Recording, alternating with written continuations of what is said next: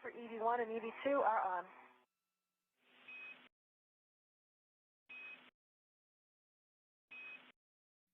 As you can see here, the space station's crew lock is getting full, both Cook and Hague inside of it now. If you've been following along, you may know that astronaut Anne McClain was originally planning to do this spacewalk with Christina Koch and what would have been the first spacewalk to be performed by two women. However, after completing her own first spacewalk last week, McClain made the decision that although she planned to wear a large hard upper torso, which is basically the shirt of the spacesuit, for today, she really needed to wear a medium, as she did last week, to give herself the best chance of success on the spacewalk. There are two medium hard upper torsos on board the space station, as well as two larges and two extra larges, but one of them would need about 12 additional hours of work to get it ready for a spacewalk, and Christina Koch was planning to wear the medium that was already configured. So McClain decided that the right course of action was to switch places with Nick Hague, letting him go out today with Cook, and then in turn she'll take his place on the April 8th spacewalk with David Saint-Jacques. So although we won't be seeing an all-female spacewalk today, unfortunately, as McClain said in a tweet she sent down from the space station, we are making history at the space station every day. McClain became the 13th woman to do a spacewalk last week, and Cook will become the 14th today. And with more women becoming astronauts these days, it's inevitable that we will eventually see an all-female spacewalk and many more female firsts to come. Safety tether's clear of it. There we go. Okay. Hey, it is 10 dispatch. The reel isn't unlocked.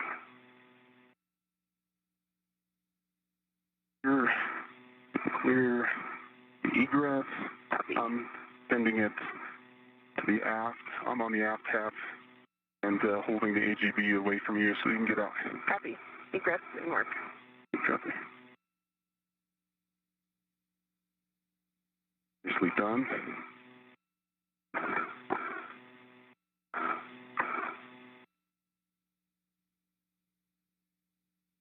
Egress. Okay, Christina, we see you coming out. We'll remind you not to remove your waist tether from the gearing extender and to remain in the daisy chain until the slingshot is set up. You see now there Christina Koch wearing the all-white spacesuit outside the hatch for the first time, beginning her first spacewalk, and of course Nick Hague on his second now. Seeing here a live view from Christina Koch's helmet camera, that you'll be able to tell the difference between the crew members' helmet cameras if we are able to get views from both of them by the number in the bottom of the screen. You can see an 18 here in the bottom right-hand corner. That marks Christina Koch's helmet camera view. We don't currently have one from Nick Hague. We hope to get one before we get too far into the spacewalk. If we do, his will be marked with a number 20. Great view there of astronaut Christina Koch, still at the airlock, but getting ready to make her way to the external stowage platform where she'll be dropping off an adjustable grapple bar. That's the first task of this spacewalk before the crew members get into the real meat of it, which is finishing up the installation of 3 new batteries for the space station.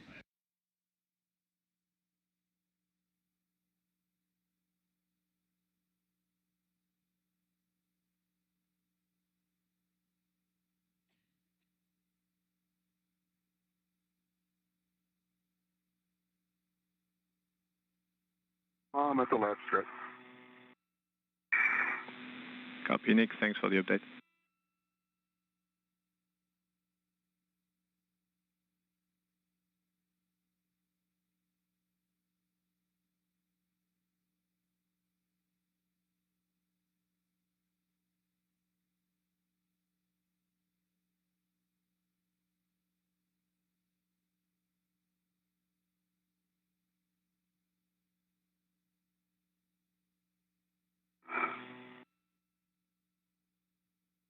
And EV2 is on the SP2.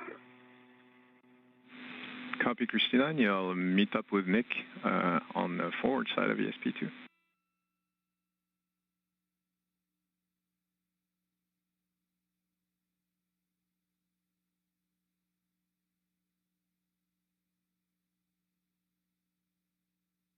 Once she gets to the external stowage platform, or ESP2, as Piscay just called it there, Christina Koch will be handing off the adjustable grapple bar to Nick Hague, who's waiting for her there. EV2 forward face, ESP2. All right, with you both on the forward face of ESP2.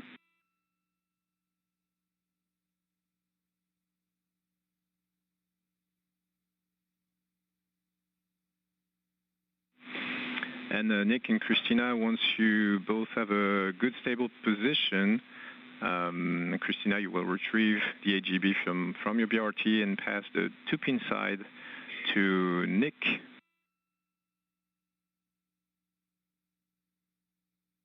Copy.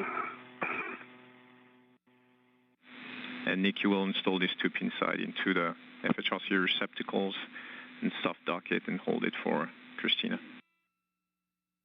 Copy that, Thomas. And then I'm going to adjust my TCB here real quick. Okay, copy. I'm going to do that after you. First, I'll get this AGB.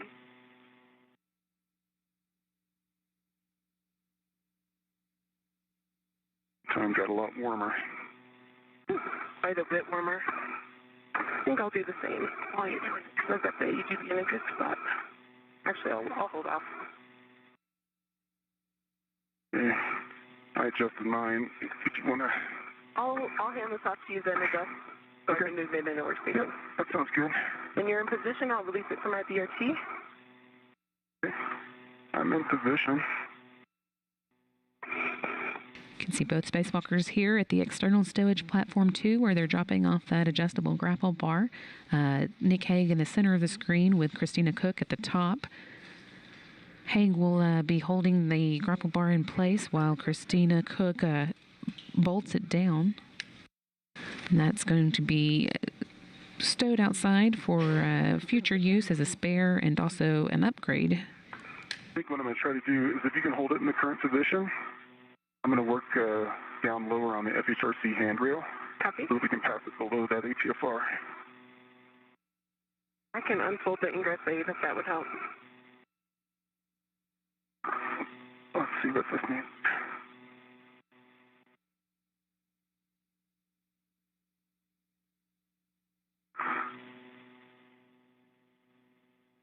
Yeah, if you can unfold that. There you go. We just got to get the, if you can drop it all the way down. Mm-hmm. I've got the AGB, it's not going anywhere.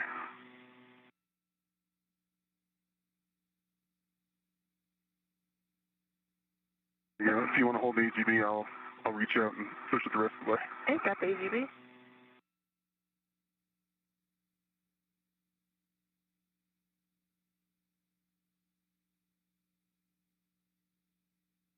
Definitely stiff. Yes. And we see you guys working with the APFR. You're free to reconfigure that APFR as much as you like. In case you want to take it out of the way, you can do this. Hey, Tom, we just not extended, but we unfolded the ingress aid. I think that bought us what we needed. Okay, Nick, sounds good. Okay. All right, I'm going to deconflict my waste cutter with the pins. Okay. Crew continuing to work on getting that adjustable grapple bar in place. This task is scheduled to take about 20 minutes for them to complete, and then they'll move on to the battery work that is the main agenda of this spacewalk. Pin N is in, going for the lock. Okay, and I'll hold it. Good close-up view there of the grapple bar.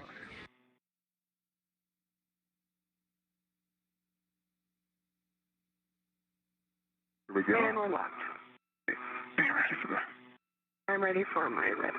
They're actually installing it on a flex hose rotary coupler on board that's stowed on the external platform.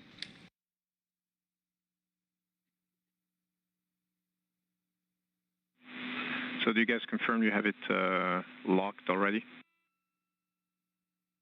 Confirm, Tom. We have it locked in the FHRC position. All three pins have it fixed to the FHRC. We've released the ret back to Christina. Copy. Awesome job.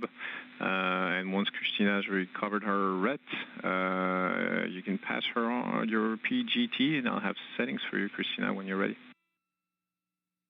Copy. Let's reconfigure and get BRT.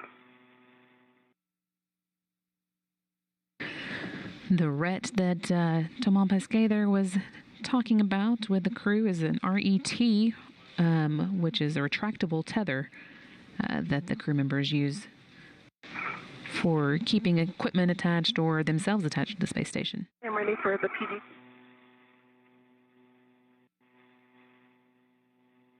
There you go.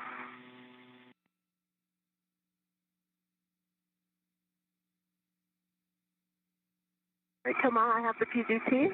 Ready for step. Okay, Christina, your settings on that PGT are going to be alpha 2, clockwise 1. Copy, and I'll do a cal and report. Good LED test. Cal pass. Copy, good cal, and alpha 2 clockwise 1 with that 2-inch socket. You can drive those AGB bolts 2 to 4 turns each and expect a hard stop. I have alpha 2 clockwise 1 set. Having the hard stop.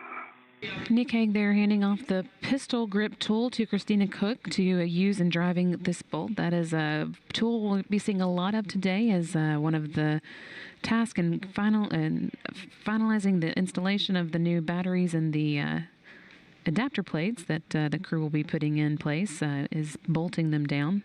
So we'll be seeing a lot of this as they use it to drive the bolts, much like we would use an electric drill or screwdriver here on the ground. Okay, I counted 5 turns. A few mice and LED 3.7 foot-pounds.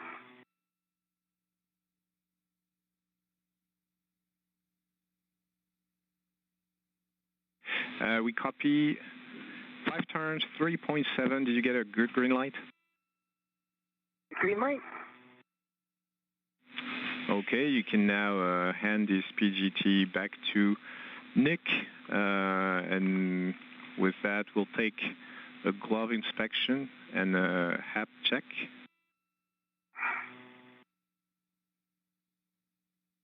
Copy, Thomas. Good work. Copy. For EV2, no change. The glove. Copy EV2, good gloves, and did you say dry HAP as well? I have. Copy, Christina. Something that we'll be hearing a lot today as well, the calls for glove checks and HAP checks. The glove inspection is just a chance for the crew to pause and make sure they haven't received any cuts on their gloves, which we like to keep a close eye on. And the HAP check, that stands for, it's an acronym, HAP, that stands for Helmet Absorption Pad. And that's just a check to make sure that the crew isn't experiencing any water leakage inside their helmets. Copy, Nick. Looks good to us too. They'll be doing that kind of periodically throughout the spacewalk just to check to make sure their suits are all in safe configurations as they keep moving through their task. Inward.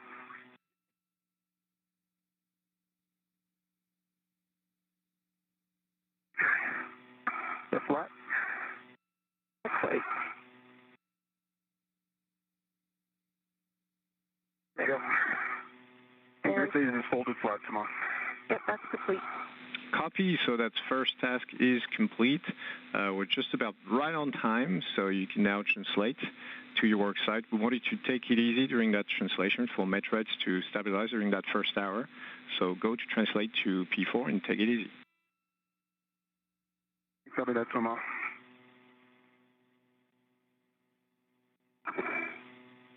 And Christina, for you, the translation, yes, correct. It's to go retrieve your crew log bag on the airlock toolbox. Gonna work.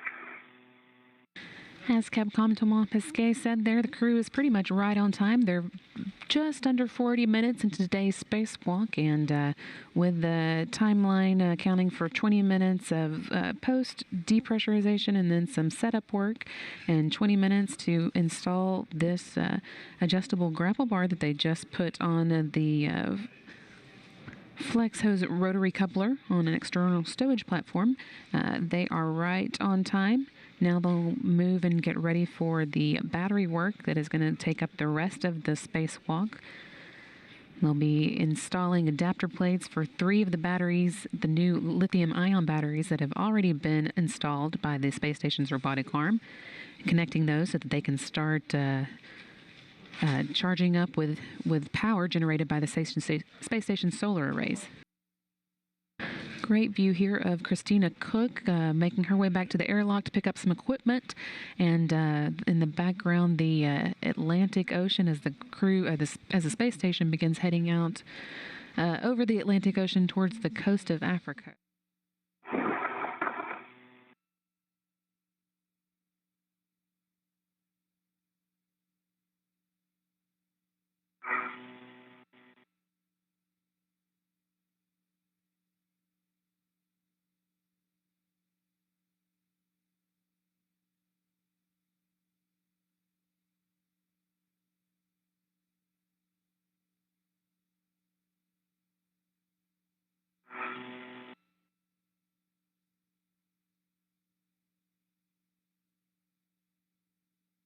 What is the mirror-like object on the inside of the astronaut's wrist? And it is indeed a mirror, and it allows them to look at the controls that are on the chest of their spacesuits. That's with the helmet and really no neck to the spacesuit. They're not able to move their head to look down, so that allows them to see the reflection of their controls, which are actually written backwards, so that they can read them in those mirrors.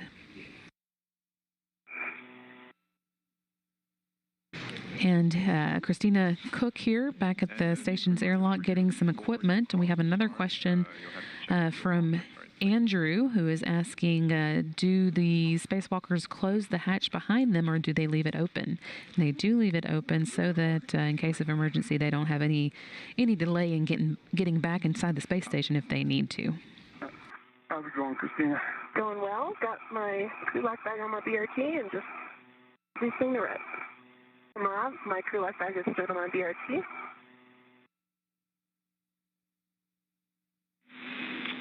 Copy. Christina, you can translate to the EP. Copy.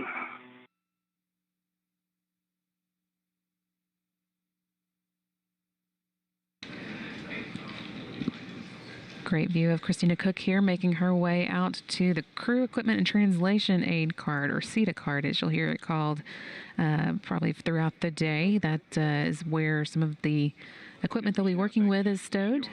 The crew will be moving between that where they'll be picking up the adapter plates off the exposed pallet brought up by the HTV full of batteries. Moving between that and the work site on the P4 truss segment, and specifically the Integrated Electronics Assembly, which you'll probably hear referred to quite often as the IEA. Work. And that's on the radiator side, right? Forward. Yep, just under the radiator right now. Copy.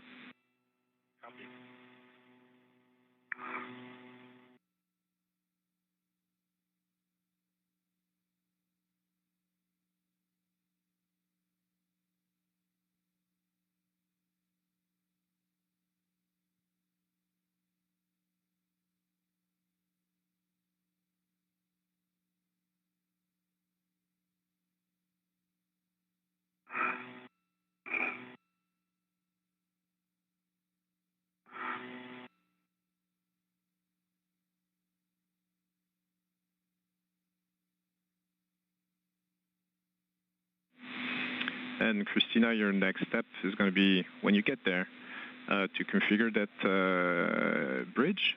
And if you remember, we talked about dropping your green hook on the nadir handrail of the CETA cart if you want to do that. I am at the starboard CETA cart. Copy, Christina, at the starboard CETA cart. View here from Christina Koch's helmet camera as she works to set up kind of a bridge to the exposed pallet on the CETA cart, the equipment cart that's used to move equipment around the truss of the space station. That'll help the crew members access the adapter plates that are on that exposed pallet. You can see both crew members in view here with Christina Koch in the bottom right-hand corner and Nick Hague closer to the bottom left-hand corner at the integrated electronics assembly.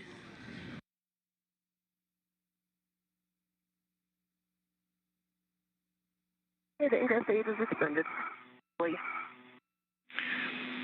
Copy, Christina. You can translate up that bridge and watch those EP wheels on the way. While you'll be working on translating on the POA, you have to be really gentle, like a butterfly. Wait until the EP motion dampens out before importing additional loads and minimize your translation rates. Do not impart EVA loads into the batteries on the EP.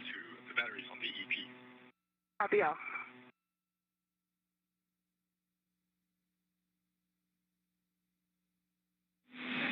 And Nick, I know you know, but I'm going to say it anyway. This H2 scoop is pointing towards the radiator, and this H1 scoop pointing away from the radiator.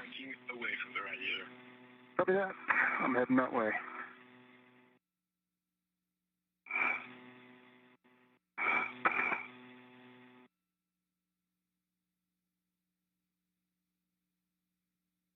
I'm on the EP and looking for handrails for the crew outside.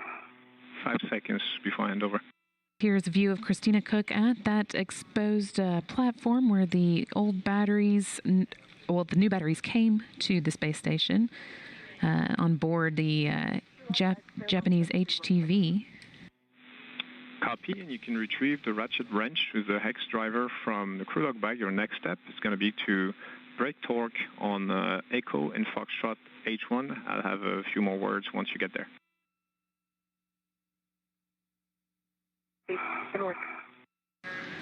6 new lithium-ion batteries were delivered to the space station on this pallet back in September. And with the help of the robotic arm, 9 old nickel-hydrogen batteries will leave the space station on it on board the next HTV. Continue to take it easy for the next hour or so. Copy. Copy. Although there are 9 old nickel-hydrogen batteries from this segment of the truss, only 9 of them will fit on the, or rather, although there are 12 nickel-hydrogen batteries, only 9 of them will fit on the exposed pallet. So the other 3 will be stored long-term, or rather 2 will be stored long-term, or 2 will be used to replace one of the new batteries that we're having trouble getting a charge on, and then 1 will be stowed long-term. So again, 9 are leaving the station on the exposed pallet, while 3 in all will be staying at the space station.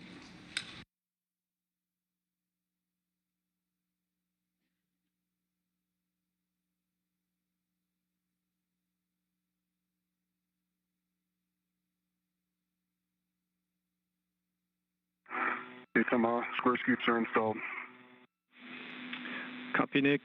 Square scoops installed. Thank you. On slot 2, your next steps are going to be to translate to the P4 non-keel side, which is the 4A side, which is ISS Zenith, and to retrieve the APFR that's in that with 14, stow it on your BRT, and then come back to the nadir side.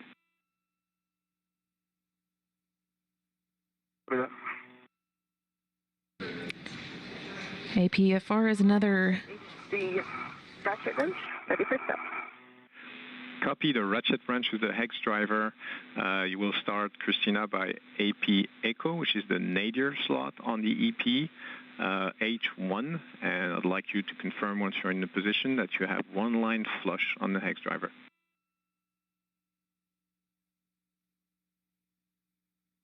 The inward. As I was saying, following that conversation with Nick Hague and Thomas Pesquet, the APFR we'll probably be hearing a lot about over the course of the day. That's an articulating portable foot restraint that the crew uses to anchor themselves into a work site while they are busy with their hands and not able to necessarily hold on. And then we also heard Christina Koch getting into the work loosening the bolts on the adapter plates that she and Hague will be installing today. There are 3 that she'll be working on, adapter plates E, F, and D in that order. And then they'll be installing those with the batteries, the lithium-ion batteries that the space station's robotic arm has already installed into the integrated electronics assembly.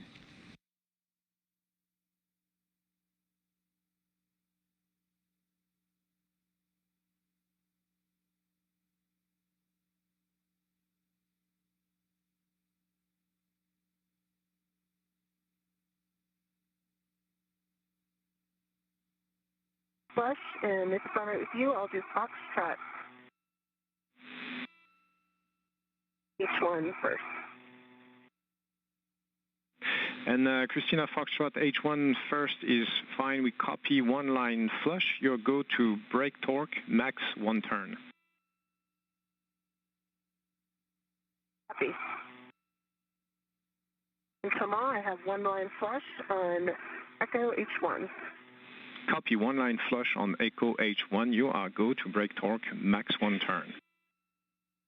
Christina Koch has gotten the first of the bolts loosened, and what she's doing, you'll hear her talking about bolts H1 and H2 for each of the 3 adapter plates. Each adapter plate has 2 bolts. One's a structural bolt and one's a jacking bolt, and so she'll be loosening first the structural bolts on adapter plates E and F, and then the jacking bolts, and then she'll get started with the adapter plate D. Echo H2, confirm 1 line flush. Copy. Again, would it be okay to do Foxtrot H2 first? I'm just in a good position for it. It is good.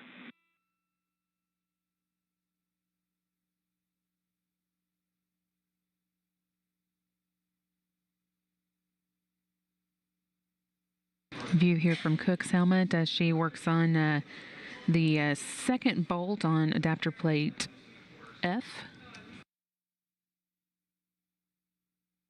Again, she'll be doing 3 of these adapter plates in all. Then she and Nick Hague will be moving the adapter plates to the integrated electronics assembly for installation.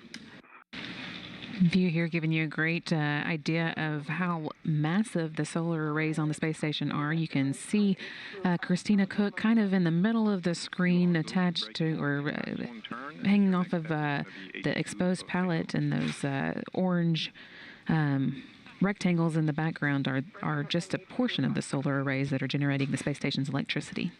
Copy next.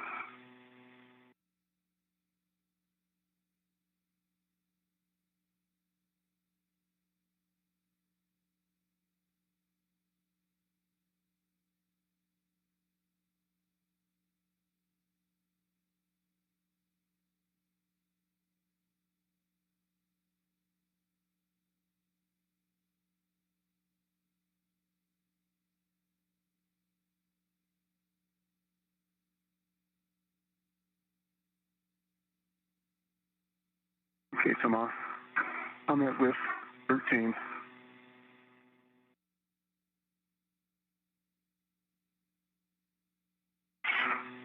And Nick, you have to install this APFR in width 9, right? The inboard width. 9. Inboard width. Yep, I see it. And Thomas, I have the bench in H2 of Echo, 1 line flush.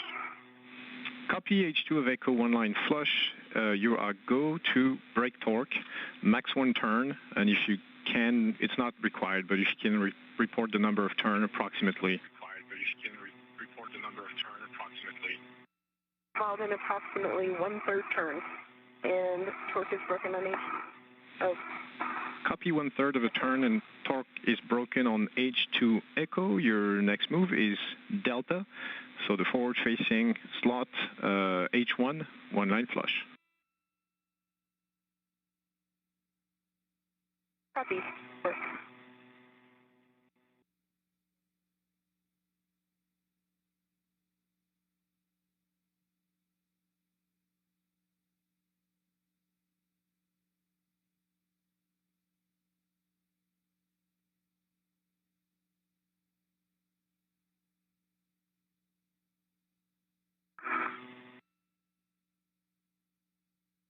It's in with 9. Get full twist test, black on. Copy, Nick. In with 9, black on black, good pull twist test. And we will take a glove and hap from you. And Christina, let me know when you're in position on AP Delta H1. Okay. Crew members are continuing to make good progress on today's spacewalk, getting ready to take those adapter plates that Christina Koch has been loosening the bolts on and move them over to the integrated electronics assembly. That's the main work of today's spacewalk. You're seeing a view here from Christina Koch's helmet camera. She's been working to release some of the bolts on 2 of the adapter plates that she and Nick Hague are going to be moving over to the integrated electronics assembly for installation. These are the adapters that are needed to make the new batteries work with the space station's electronic system, get them charging so that they can collect solar energy from the space station's solar arrays. She's finished releasing her bolts and handing the pistol grip tool that the crew members used to do that over to Nick Hague to continue with that work. You can see here in the middle of the screen Christina Koch in her all-white spacesuit with one of the adapter plates the crew will be working with already stored on her body restraint tether, BRT, you'll hear the crew call it. It's how they'll be moving it from place to place since they use their hands to move around the space station and can't hold it in their hand. She is going to be hold it in position right there. Delivering adapter plate F over to the integrated electronics assembly while Nick Hague will be moving adapter plate E over to the assembly. Then they'll be installing both of those and coming back for adapter plate D. And the PGT with the hatch driver is off, OFF. Copy. Thanks, Christina.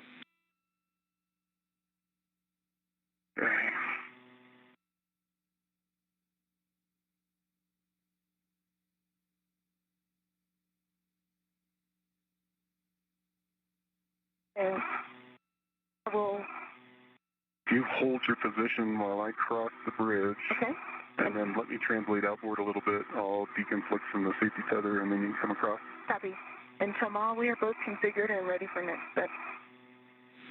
Okay, well done there on the EP. So you guys are go to translate back to P4. Nick, you're going to lead that translation. You're going aft at P4. Christina, you're going to follow. You have to retrieve your green hook, and you're going to be forward, ISS forward at the IEA. Copy. And copy that. Come on, I'm going aft. And I'm on the bridge. Copy, I'll start translating.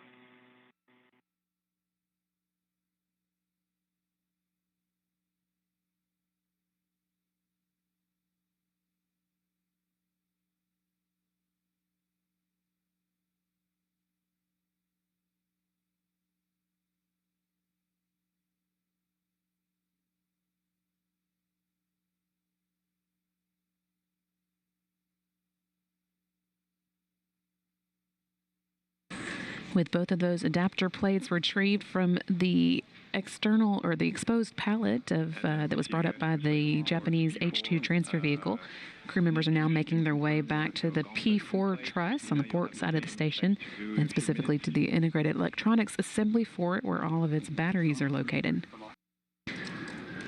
Once they arrive there, they'll be coupling those adapter plates with 2 lithium-ion batteries that have already been installed, and the pair of battery and adapter plate will replace one of the old nickel-hydrogen batteries each. So these 2 adapter plates paired with 2 new batteries will replace 2 of the old batteries. How's it coming, Christina? Good, I'm on the bridge.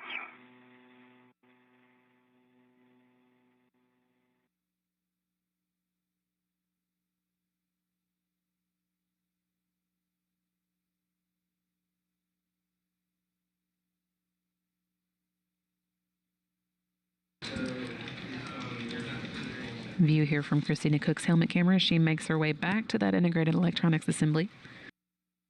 both spacewalkers in view here at the Integrated Electronics Assembly on the P4 segment of the truss. You can see Nick Hague near the top of the screen and Christina Koch near the bottom of the screen, both with adapter plates. Hague is going to be getting into a foot restraint to hold him in place while he works, while Koch is going to be attaching a tether to a handrail to hold herself in place. Then they'll both begin getting to work on installing their adapter plates. Nick, I'm just inboard of you. Getting in the APSI? Yep, I got one here. Working on the second. Copy. That's from what GC.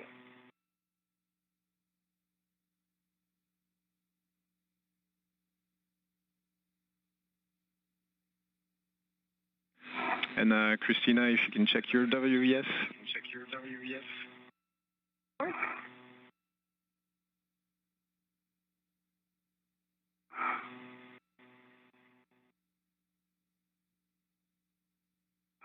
Get pushed off again. Coming back on. Green light. Copy, green light. Seems like the WES is choosing their crew member. Last week was Nick, and today it's you.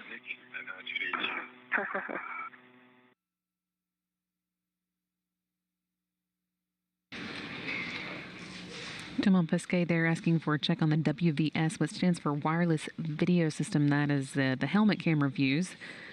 We had lost Christina Koch's helmet camera view there for a minute, but she was able to get it back online for us, and you're seeing it here. Getting an up-close view of the Integrated Electronics Assembly. Your ingress aid is nice and tucked in? Coming to me. Good. Yeah, I'm ready with my... Okay, what I'm going to do is I'm going to back it up, and then I'm going to turn it and hand you the H2 scoop. Hey guys, we like that plan. Do you confirm you've had that red swap performed for us? Not red yet. swap is yet to be performed. Copy. Work. I want to put your red on the H2 scoop. There you go. I have it. Saw a great view there of Nick Hague in the spacesuit with the red stripes, handing the battery off. Here it is again, off to Christina Koch in the all-white spacesuit. Go, it's yours. Cook's going to hold on to it while Hague adjusts his foot restraint so that they can reinstall it in a different spot. Heading to the APSI bridge. Copy, Christina, you are go to translate on the bridge up to the EP, and same cautions and warnings as before apply. Don't watch your translation rates on the EP. Copy. While Christina Koch is making her way back to the external platform and Nick Hague is getting the foot restraint adjusted. Copy.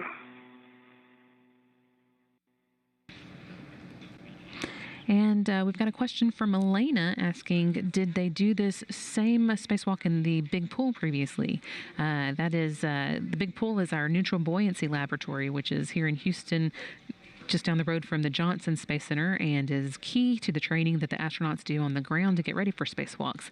And the answer is yes, that Nick Hague and Christina Koch actually did this spacewalk in training together in the pool not long before they launched. So they've got some good practice under their belts, and as you can see, they're doing a great job today getting these adapter plates installed so that we can keep up the work to upgrade the space station's batteries, which store the electricity generated by the solar arrays.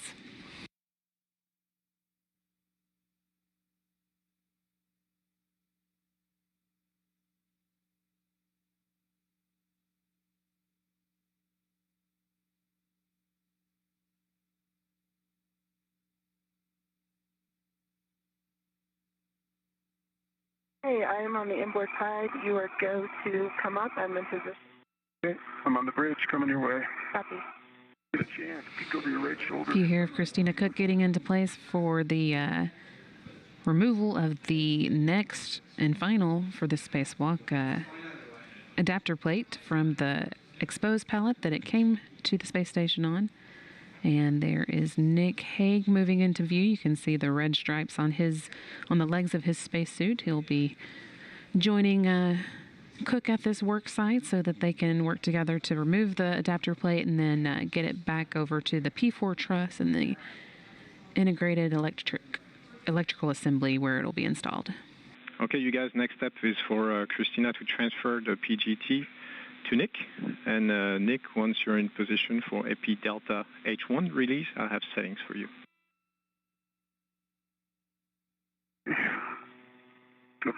And while he's setting up, I'm actually ended up in a really good position for H1 on Delta, if you want me to put that in work. Got Alpha 7, counter 2 set.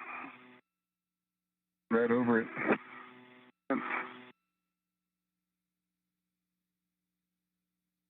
I've got a red on it. One line flush.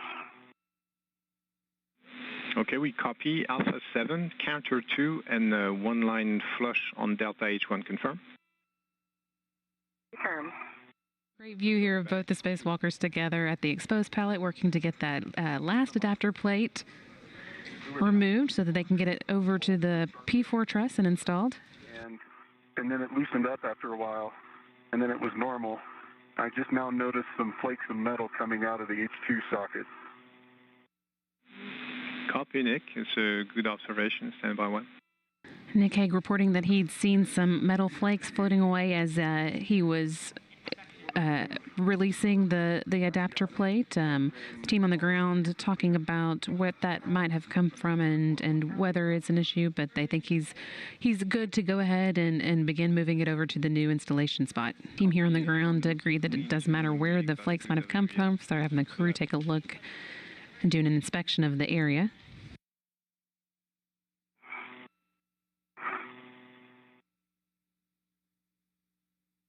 Man, I'm going to get out of your way. All right. And Nick, with that AP Delta on your BRT, you can translate back to P4. With 13, you're going to lead that translation. Pick them off. Writing down now. Christina, you are go to perform this inventory with the PGT not yet bundled. Well, we'll remind you to bundle it at the end. Copy. It's off.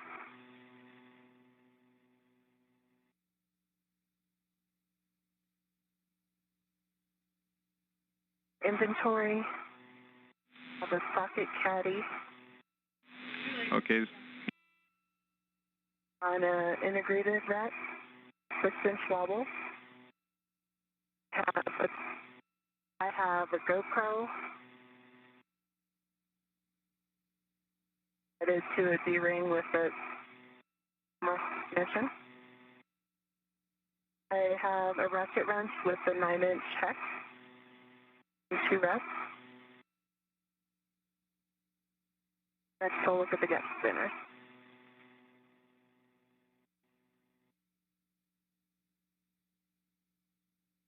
I have 3 sets of gap spanners. One is in a small EVA trash bag.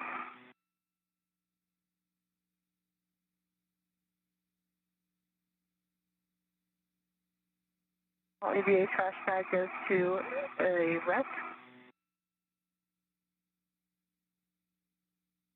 One gap spanner goes to an integrated rep.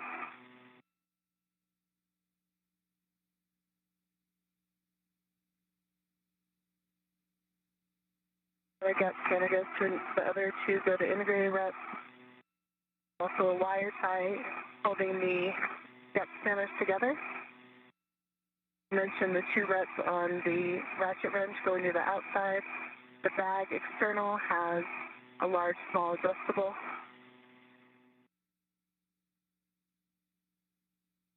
A rep series for the PGT and a single rep as well on the external, and 1 wire tie for bundling the PGT. That's it. So I'd like to. And Christina, that's a good inventory for Kulok Bag 2. We want to let you know that we consider your CO2 sensor as failed. So we'll go to press on, not an issue, but you are prime for CO2 symptoms. Copy.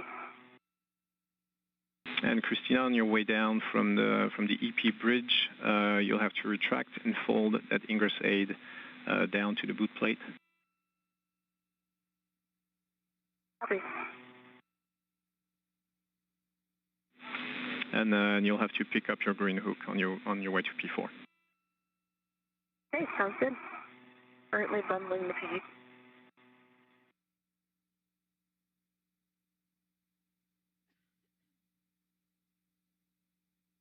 Not the APSR, Thomas.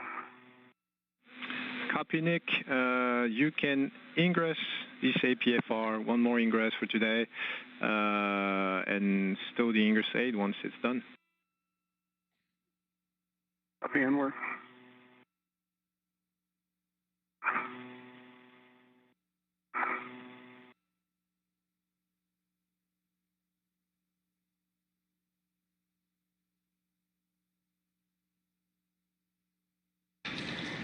Nick Hague's made his way back to the P4 truss where the integrated electrical assembly is. They'll be installing this last adapter plate.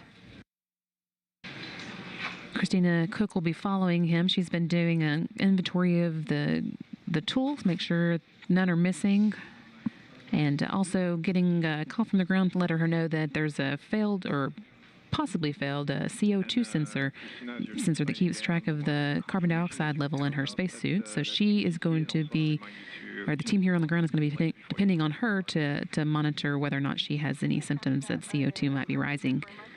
All good so far, though, so they're going ahead as planned with the next task, which again is the installation of that final adapter plate. Okay, Nick, that's awesome. Next step is for you to soft dog this AP Delta. You can try that now, or you can wait for Christina. You're going to have to wait for her anyway in a few steps. Okay, I'll just wait. I think it'll help with the alignment. Sounds good. Sounds good.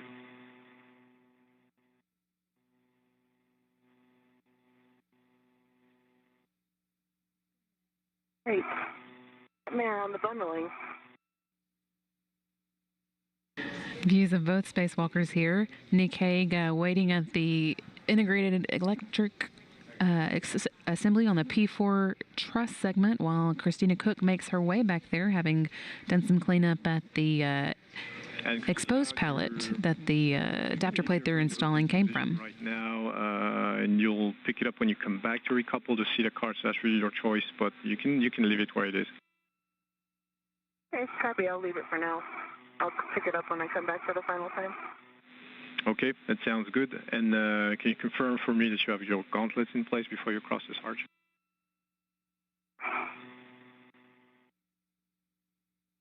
We'll confirm that when I get there.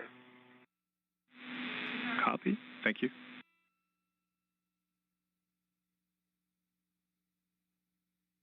Grade is off. It's stay position and folded.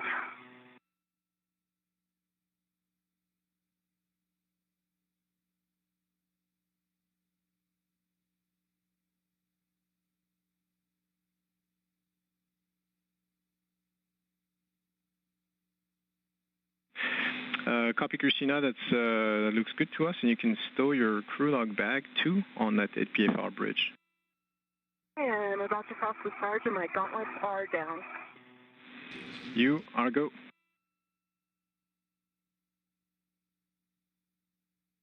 Christina Koch still making her way over to the work site on the P4 truss segment. Great view here coming from a camera set up inside the International Space Station looking out at them. This coming from the crew who's been keeping up with the spacewalk inside.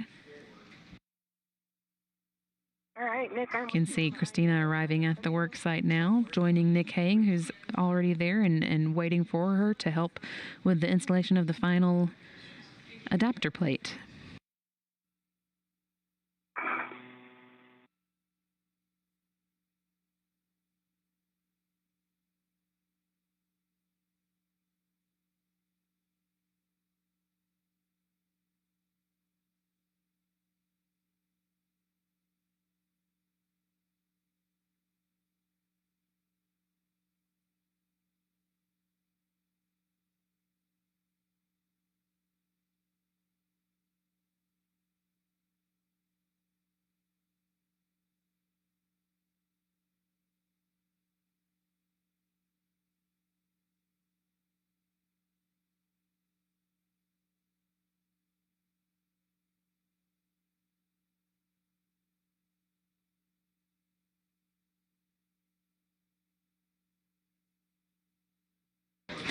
View from Christina Koch's helmet camera as she gets ready to connect that last cable for the final adapter plate, connecting it to one of the new lithium-ion batteries.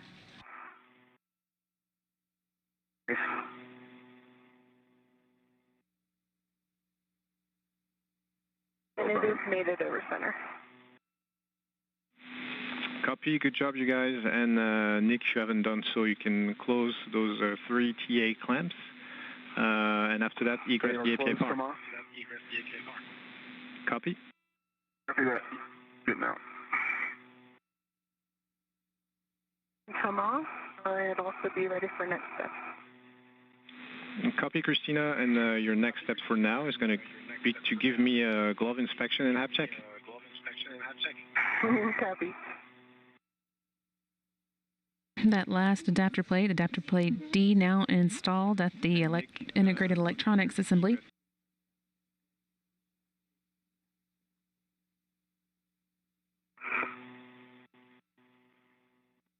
Hey, Tomas, I've got my green hook. Heading over to clean up the crew lock bag. Copy, Nick.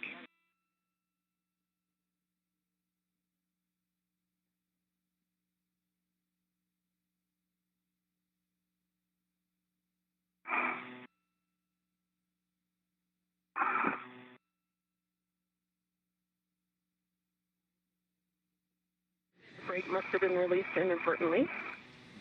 Cook and Hague are doing some cleanup work following the final installation of the last adapter plate needed to finish up the switch out of the new lithium-ion batteries. Christina, you're saying the CETA card is moving quite a bit? Confirm. Brake must have already been released. Yeah, okay, that's not a huge deal. We'll have to move it anyway, but you can retrieve your green hook, and your next step is going to be anyway to release the port CETA card brakes, and then to recouple that port CETA card. I have Alpha 7 clockwise 2 set. Copy, and you can drive that H1 to torque.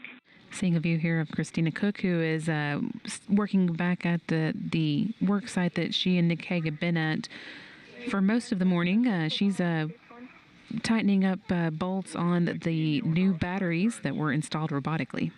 Copy. We heard Nick Hague there giving Capcom Thomas Pesquet a glove and HAP check, and we actually have a social media question about that from Jamel. He is asking what's the purpose and frequency of the glove checks during spacewalks.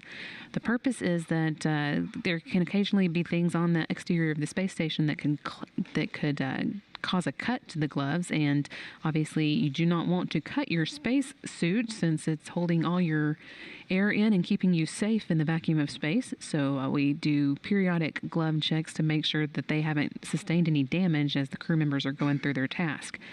The frequency tends to be pretty much after they finish major tasks, they do one. They also do a HAP check, and HAP is an acronym, HAP, head absorbency or helmet absorbency pad, and that is a chance for the crew members to also confirm that they're not experiencing any leaks inside their spacesuit.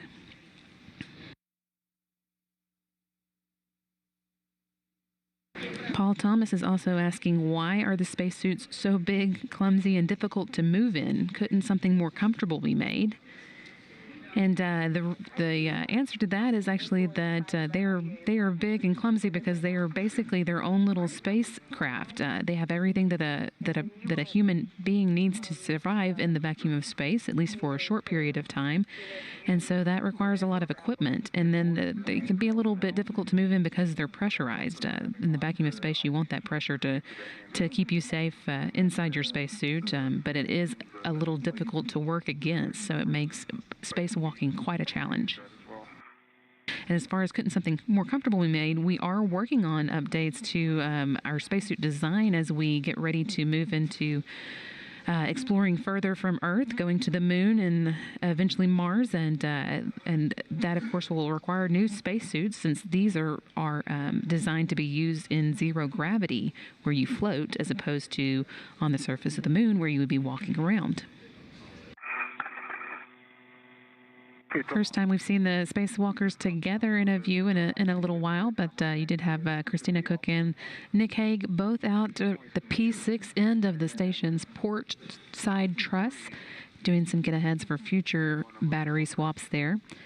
Christina Koch's finished one of the gap spanner handrails that she was installing and has one more to go. And while she works through that, we'll take a few more social media questions. We have one from Jared, who is asking, do you ever have to repair your spacesuits? And the answer to that is that yes, the astronauts do have to repair their spacesuits. There's a lot of just regular maintenance that has to take place between each spacewalk or in preparation for a spacewalk. And then if anything goes wrong, there's nobody who you can quickly send it down to. So if you want to perform a spacewalk, there is at least some maintenance that you can perform while you're still in space.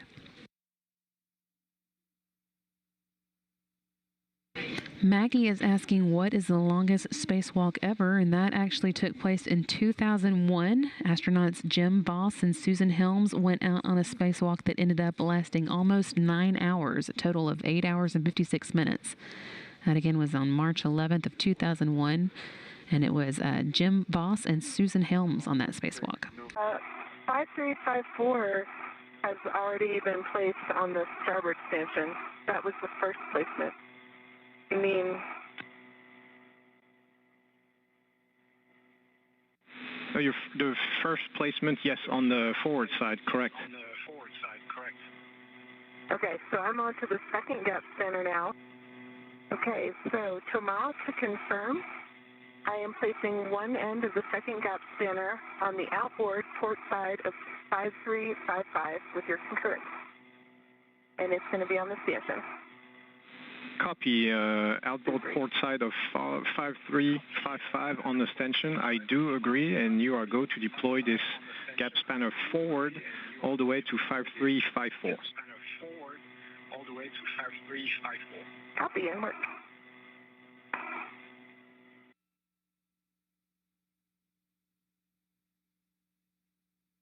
Okay, I'm showing a full gap spinner deploy on this end as well. Copy, gap spanner deployed, and did you make it tight across those two handrails, 5354 and 5355? I did, and I verified that I can turn the buckle 90. All right, Christina, that's awesome. And now you can retrieve your crew log bag and start heading inboards. You'll probably cross paths with Nick at P4, but we want you to lead that translation back to the airlock for slingshot reasons. Again, we're coming up on the end of today's spacewalk. Currently 6 hours and 13 minutes since it began. And crew members making their way back ultimately to the airlock at this point. I'm at the airlock, thermal cover coming open. Copy, Christina. Open. You can ingress the airlock, attach your waist tether to the airlock gearing extender, and check the gate is closed and the hook is locked for us. Waist tether is on the airlock gearing extender, gates closed, sliders locked, black on black. Thank you. Have a go to release my safety tether. As you can see, Christina Koch made it back to the space station's airlock and getting moved into it now. Nick Hague will be following her in the next few minutes. The spacewalk won't end, however, until the spacewalkers begin depressurizing the airlock, or repressurizing the airlock.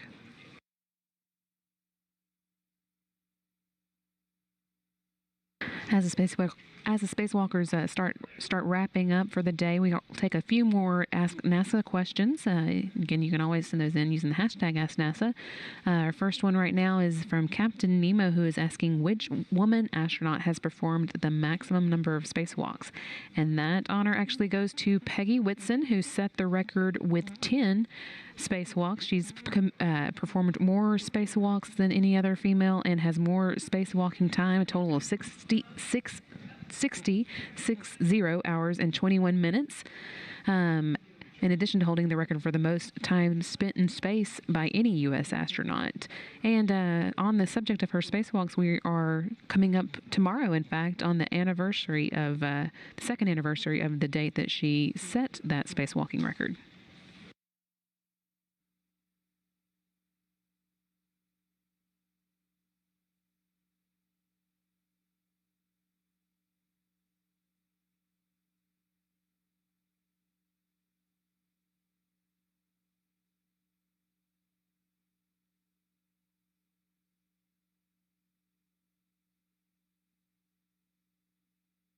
First step once they get back in is to take off the SAFER. That's the Simplified Aid for EVA Rescue, or the jetpack that would help them get back to the space station if they got untethered.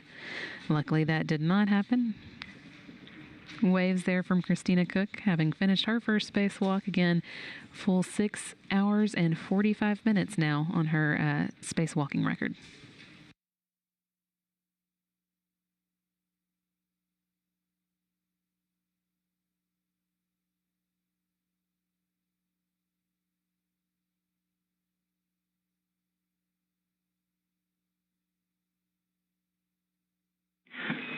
And Airlock Houston, before you take off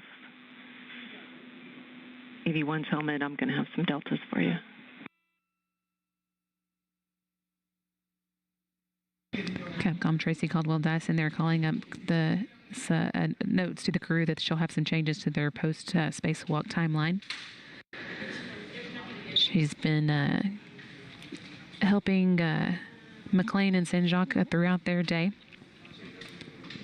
while Thomas Pesquet worked with the spacewalkers on the outside of the station.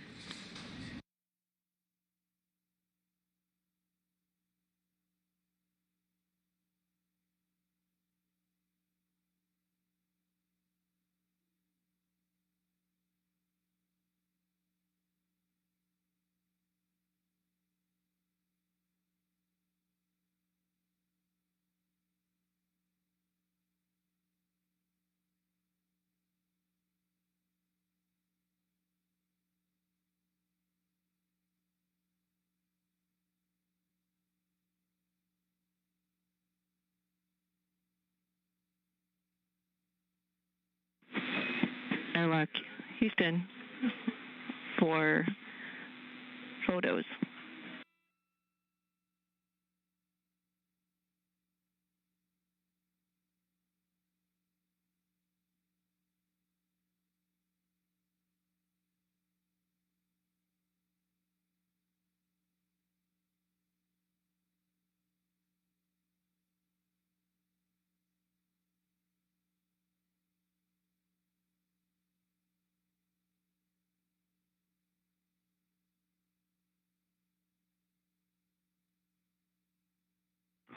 Go ahead for photos, CC.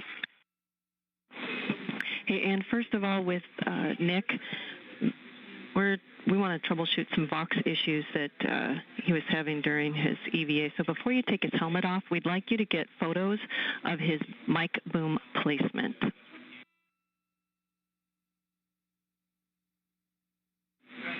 Copy. And then I've got another delta on Christina, but we can wait till you're ready.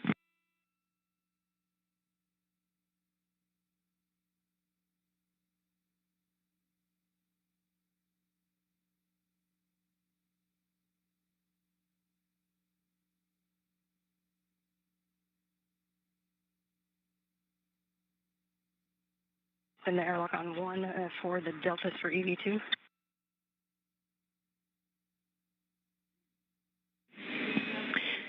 And when you get to step 33 to remove her helmet, we would like you to pause after so that we can collect some data for the CO2 sensor issue.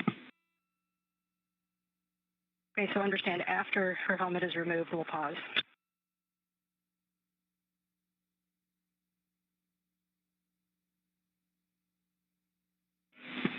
And then also if Christina can cool down her suit right now.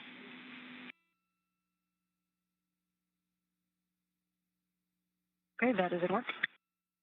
And understanding Copy. the delta for EV1 was taking the pictures of the mic booms. Yes. And Tracy, is there a setting that you would like the TCV on? Say again, Ann. Is there a desired setting for her TCV? 3 or higher. McLean and St. Jacques beginning the work of helping Cook and Hague doff their spacesuits, begin to get out of them. That is no easy task. There are a lot of different elements to a spacesuit, as you'll begin to see as they begin to take them apart. They won't take them fully apart just to get out of them, but just to give you an idea, there are 4 different pieces to the legs of a spacesuit.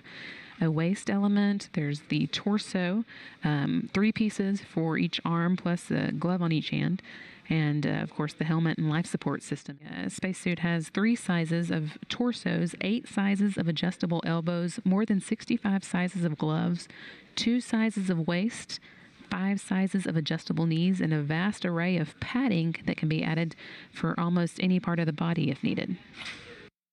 That helps ensures that the astronauts get the very best fit possible of spacesuits.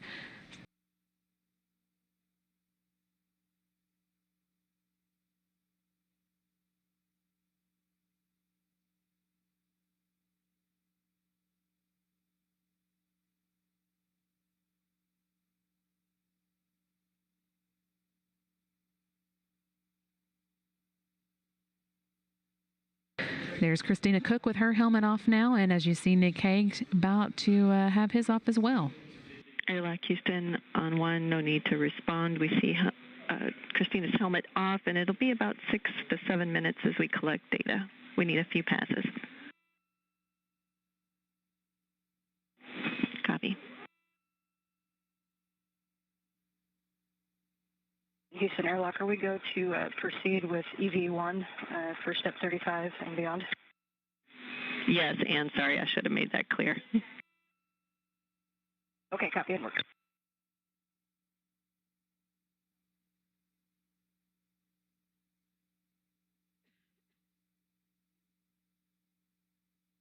With Christina Koch and Nick Hague safely back in the space station's airlock and beginning to get out of their spacesuits, we're going to wrap up our coverage of today's spacewalk. The hatch is closed and locked, and the lock latch is indicating locked.